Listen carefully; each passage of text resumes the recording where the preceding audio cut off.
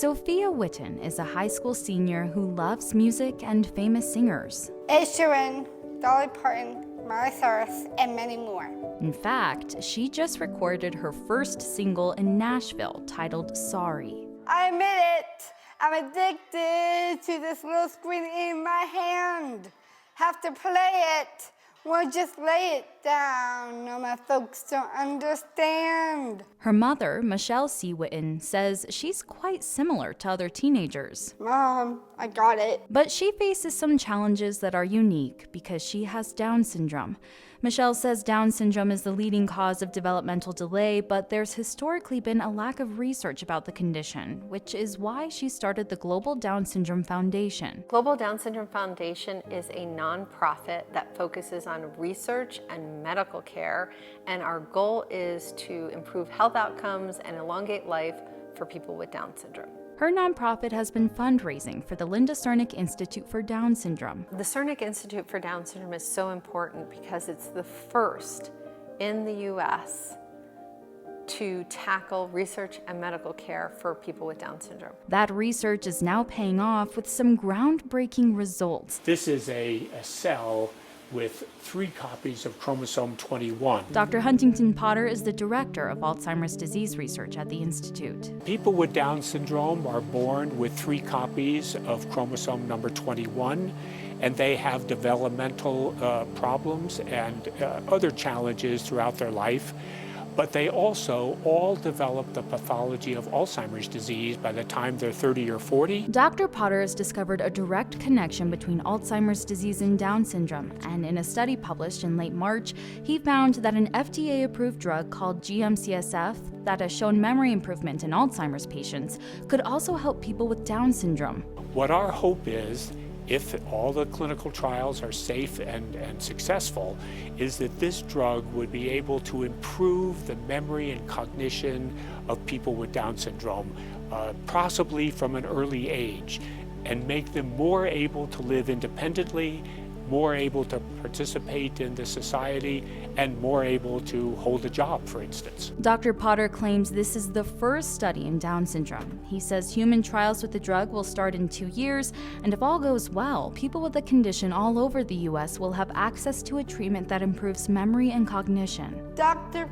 Potter's work can help us live longer and healthier lives. A long and healthy life that Sophia is very much looking forward to. Are you excited for college? Yes, I really am. What do you want to study? I want to do sports medicine. I'm Elizabeth Ruiz reporting. A biotech nonprofit is on the cusp of a treatment that could change the lives of those living with a fatal rare disease. Terry Horgan is a 26-year-old who works at Cornell University. He's very tech-savvy. Currently, he gets around in a motorized wheelchair due to a rare disease called Duchenne muscular dystrophy. Linda Horgan is Terry's mother, and on the other side of Terry is his brother, Rich Horgan. You know, when we found out Terry had this, it's like life left you. Muscular dystrophy is characterized by the progression of muscle weakness throughout one's life.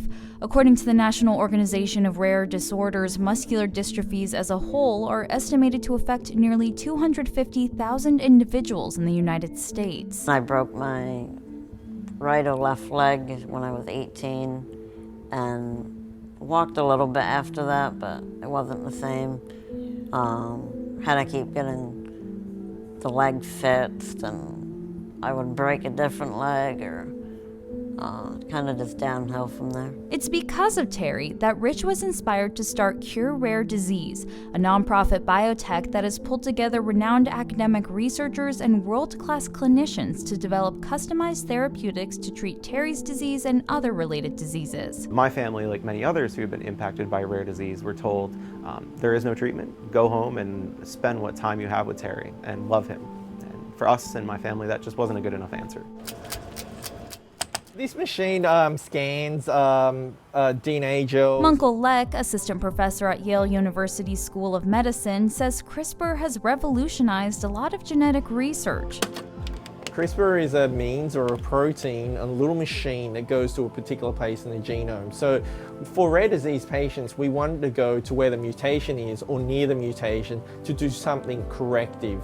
With CRISPR, they're able to edit a person's DNA to fix the genetic mutation. Munkle says he has some skin in the game because he also has a form of muscular dystrophy. I live with this disease 24/7. I fall over regularly, so I can fully empathize with some of the sort of like struggles and challenges that patients and their families go through. Rich says that right now, these genetic treatments are very specialized to each individual, but through the process, they'll be creating a library of mutation-specific therapies. Besides my brother, we were working on a number of other DMD Duchenne patients, different mutations than what Terry has, as well as different diseases. So we're working on forms of limb-girdle muscular dystrophy, as well as a neurodegenerative disease, all through the same framework to answer the question, can we scale this up to more Duchenne patients, to other diseases, and how robust is the framework?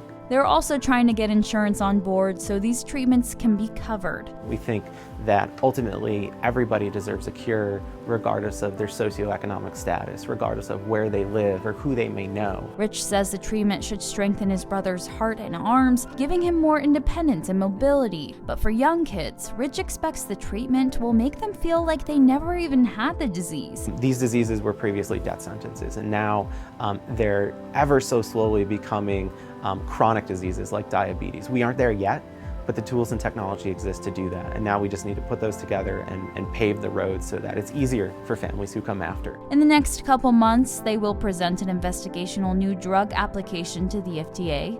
If all goes as planned, Terry will be dosed before the end of the year. It's a miracle for us. We waited many years to have hope. I'm Elizabeth Ruiz reporting. After witnessing caregiving challenges with his grandmother, a teen was inspired to create an app to help his family.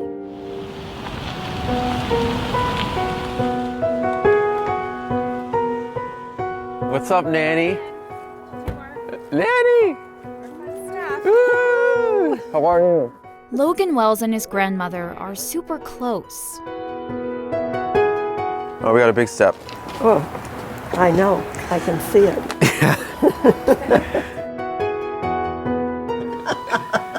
We like to read. We read all the time. Look at that. There's the bear. Really? We also, if there's music on, we'll sing. That's the story of. That's the glory of love. She's a big music person. Too much roll?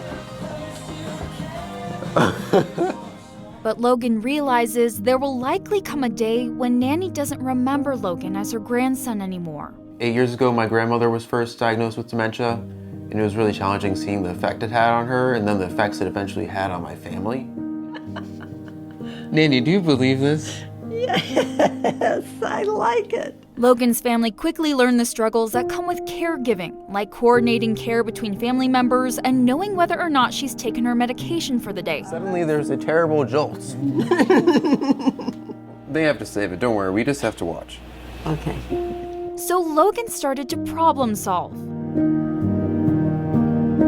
I think 14 is when I first came up with it. 5 years ago, Logan came up with the idea to create CareSair. You just press on it, then all of your caregivers get notified after you add it. It's a free app that helps caregivers look after a loved one by giving them a platform to track med reports, visits, moods, calendar events, and any other information you'd want family members to know. So today she was goofy, and you'd write a description of how it went, start time and end time of the visit, and then you can add comments also. And so then is this like a profile that you guys all share so you can see each other's messages? Yeah, so at the beginning, you want to make a care team right now?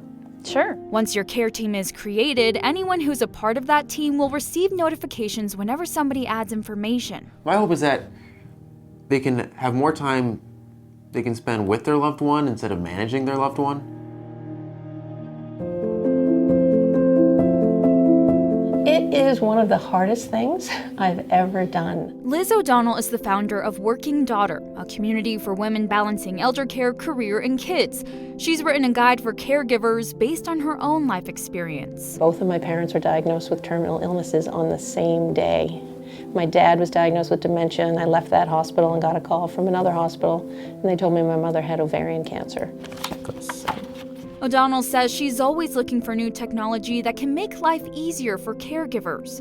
Caregivers are living these really busy modern lives, but caregiving happens in a really old-fashioned setting. It's so focused on paperwork still and phone calls. CareSair is one option she finds helpful with the unpredictable lifestyle people with chronic illnesses face. What I love about the CareSair app is that I could go and visit mom or dad in the morning and say, oh, they're having a great day, like this would be a good day to come over and take them for a ride, you know, tell my sisters that. Or they're having a bad day, this is a day I really want you to come over and help me out.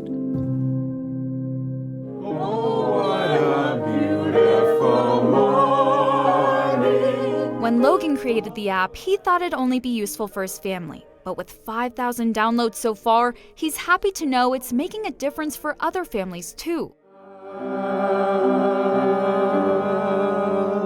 Getting to do what she loves. See, And Logan will continue to cherish these moments. We should have a performance, a concert. In Lexington, Massachusetts, We're going on the road. I'm Elizabeth Ruiz reporting.